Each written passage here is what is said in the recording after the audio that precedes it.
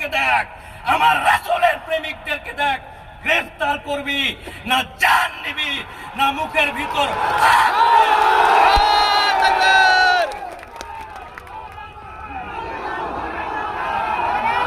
আল্লাহি আল্লাহর কসম, আল্লাহি আল্লাহর কসম, এই পৃথিবীর মাটিতে, এই দেশের মাটিতে, এই জেলার মাটিতে, এই বীরভূমের মাটিতে আমার মোস্তফা, আমার রাসূল কে নিয়ে কেউ যদি কোন রকম কটু কথা বলে, তার আগে এই মঞ্চের সামনে বসে থাকা বীরভূমের বাপ যারা উপস্থিত আছে তাদের কথা যেন একবার স্মরণ রাখে।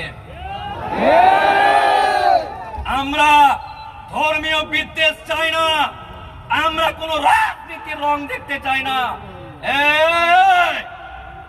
তৃণমূল করা মুসলমান, সিপিএম করা মুসলমান, কংগ্রেস করা মুসলমান, পয়সার লোভে বিজেপি করা মুসলমান, তাদের সবাইকে বলছে, যারা এগুলো নিয়ে কুটকাচালি করে তাদের চোখে আঙ্গুল দিয়ে বলতে চাই, দেখ, রাজনীতির রং বাদ দিয়ে আমার মোস্তফা, আমার রাসূলের জন্য সবাই এক ছাতার তলে দাঁড়িয়ে গেছে ইনশাআল্লাহ।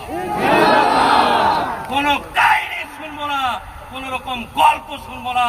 আমার মুস্তফা, আমার জান, আমার কওম, আমার রাসূলের সম্পর্কে কেউ যদি কোন রকম কথা বলে, একদিকে সংবিধানের আইন থাকবে আর একদিকে এই বুকের রক্ত, তাজা রক্ত থাকবে। চাই না বিভেদ, চাই না বিভেদ।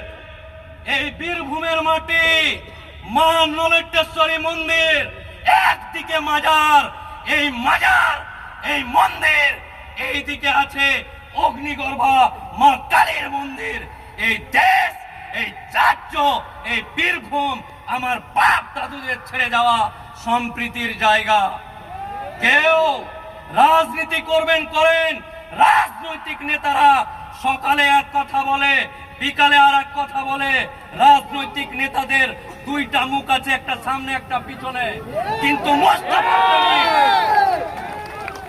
মোস্তফা প্রেমিক, রাসূল প্রেমিক মানুষদের একটাই কথা, মুখের ভিতর হাত দিয়ে কলিজা টেনে ছিঁড়ে ফেলে দিতে পারবে প্রত্যেকটা মুসলমান, প্রত্যেকটা উম্মতে মুহাম্মাদি ইনশাআল্লাহ।